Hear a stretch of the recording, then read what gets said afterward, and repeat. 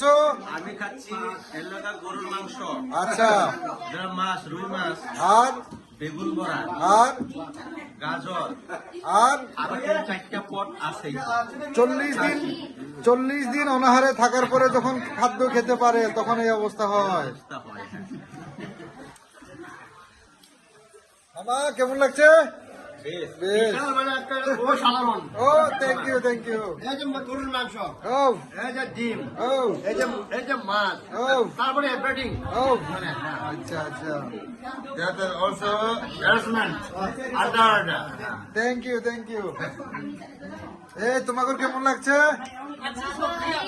জীবন রুবন আমি সবজি রান্না, খাচ্ছ? আমি খাচ্ছি এলাকা গরুর মাংস, আচ্ছা, মাছ, রুই মাছ, আর বেগুন বড়া, আর গাজর, আর আরো 4টা পদ আছে। 40 দিন অনাহারে থাকার পরে যখন খাদ্য খেতে পারে তখন এই অবস্থা হয়। মামা কেমন লাগছে? বেশ।